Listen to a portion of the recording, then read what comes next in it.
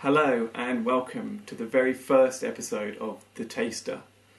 My name's James Cheaton, and over the coming weeks and months I'm going to be exploring the world of taste and flavours, most particularly looking at wines, but I'll also be looking at all sorts of other things like tea, coffee, cheese, whiskies, rums, sake, in fact pretty much everything. If you can think of it, I'll probably be covering it at some point. And if I'm not, then by all means leave a message on my blog, and I'll try and look at it at some point. So I'm just a regular guy. I don't have any particular expertise in any of this. I'm not any kind of expert wine taster. I haven't been on any courses or anything like that.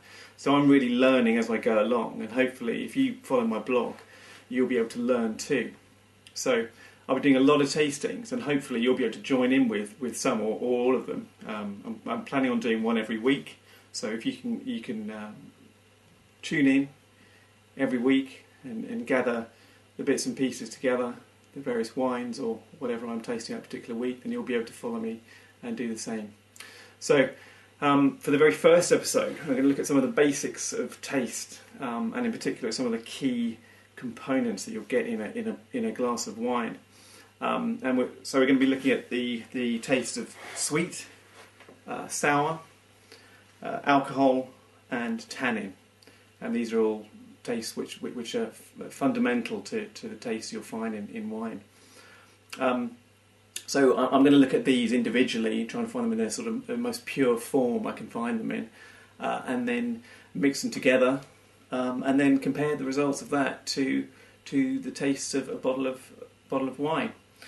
Now, if you want to do the tasting with me, you'll need quite a number of glasses. I've got 5 glasses here today. I think if you can have at least 4, that would be fantastic.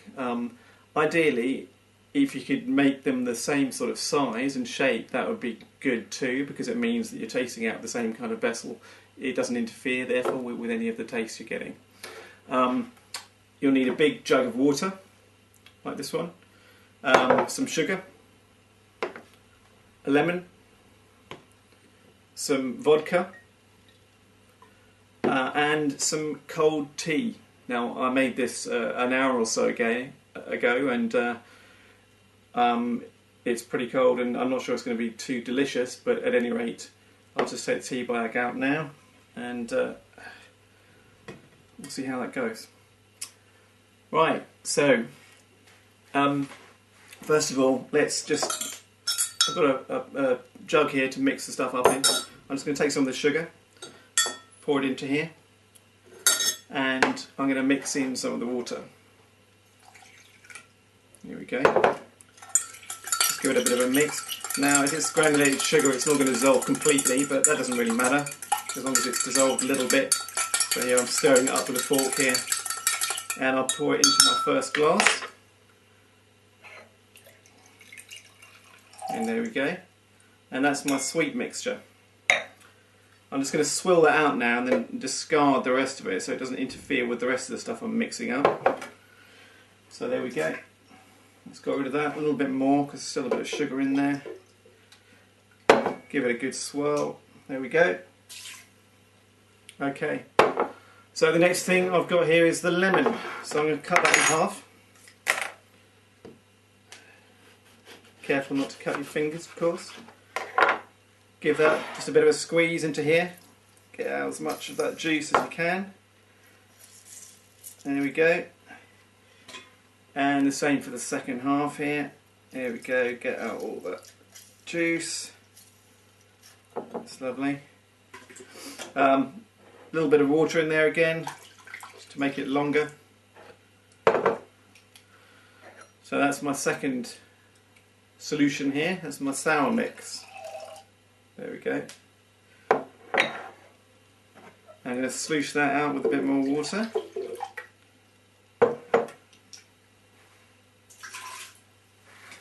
And onto the alcohol.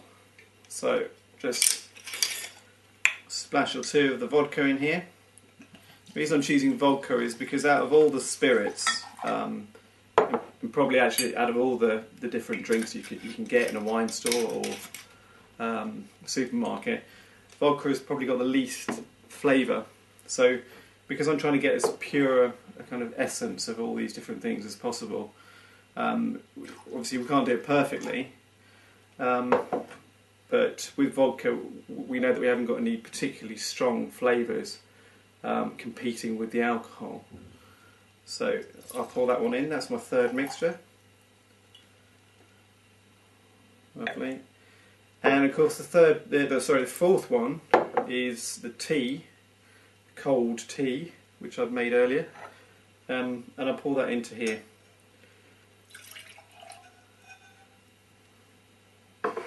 There we go. So we've got our 4 solutions.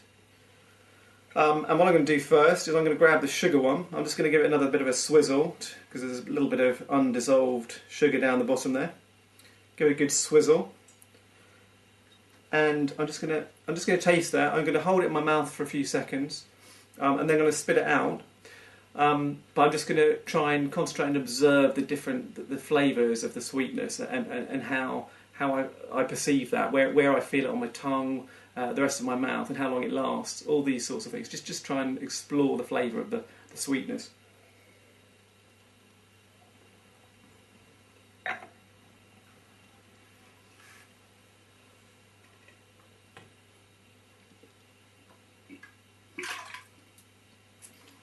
Okay, and it's interesting because I was just looking on the internet earlier on, and one of the things which some of the sites were saying was that when you taste sweet, you tend to taste it on the tip of your tongue.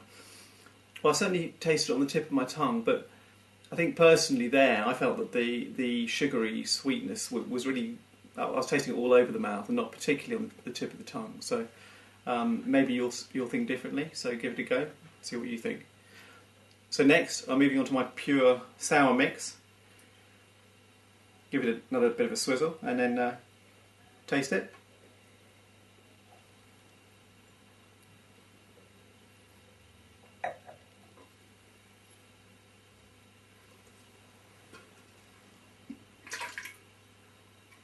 Yeah, and very sharp, obviously, very sour and acidic, and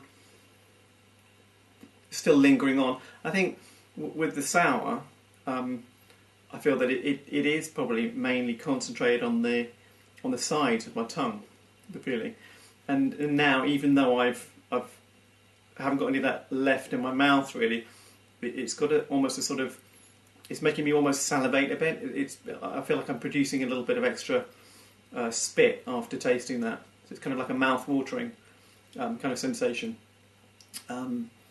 Okay, so on to the vodka, the alcohol mix. So I'm not going to drink all of this, of course, and a lot of that's water. But let's just see the effect it has on the mouth, sort of taste and texture.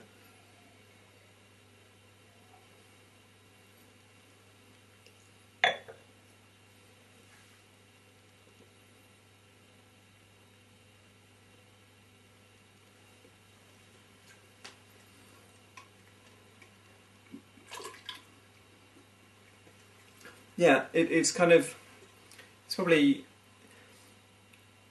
more than just being a taste. It tastes slightly sort of hot, of course, on the tongue and around the mouth. Funny because it tastes also. It's got a sort of a thickness about it as well compared to the other ones I've just been tasting. It tastes like it's a much thicker kind of liquid. Now I don't know if that's actually true, and I don't know anything about the science of it. I mean, when I look at it in the bottle. It looks like it's just as runny or viscous or whatever as water, but when it's in the mouth, it feels like it's a much thicker kind of a liquid.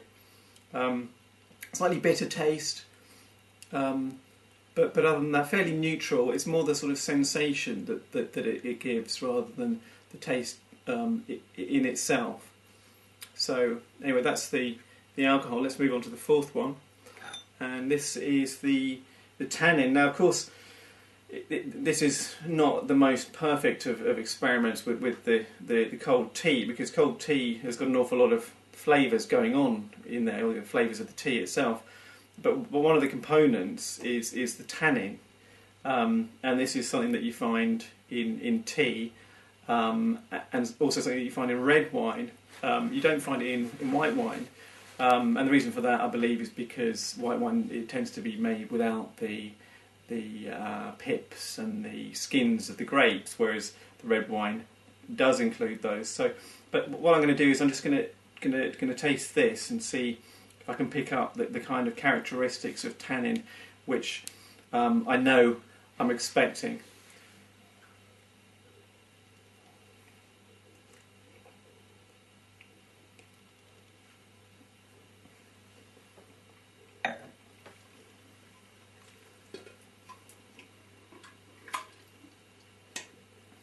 Yeah, and yeah, aside from the actual sort of real tea-like flavours, I think the thing that I can get there, which it's got in common with the red wine, is it's got this sort of drying kind of sensation. It's got a kind of, my lip feels a little bit kind of wrinkled after tasting that, and it's got a kind of like a dry, kind of lip puckering kind of quality about it. So yeah, that's interesting. So we've looked at all four of them now, and what I'd like to do now is to start having a look at what they taste like when you mix them together. So for the first one, we'll go back to the sweet, and what I'm going to do is I'm going to take the sweet and I'm going to mix it up again. I'm going to mix it up in here, pour a little bit of it into my mixer, and I'm going to pour in a little bit of the alcohol as well. So I've got the sugar solution and the vodka and water solution, and I'm going to pour them in here. A little bit more of that maybe. There we go. And then I've got a fresh glass here, so I'm going to pour that mixture into the glass, and we'll see what they taste like together.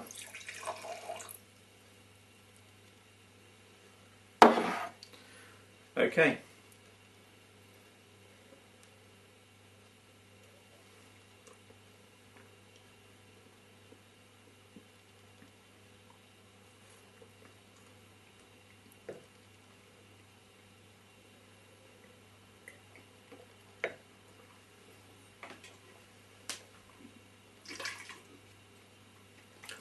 There's nothing sort of spectacular which has happened. I mean, I think certainly the bitterness that I picked up on the vodka and water solution, it's basically much more palatable now with the sugar.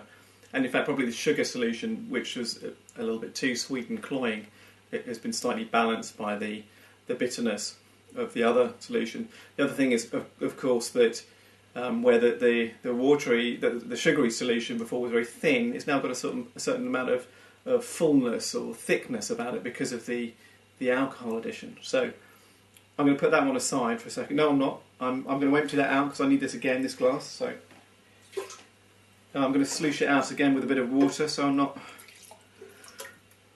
getting too mixed up with the flavours just yet. There we go.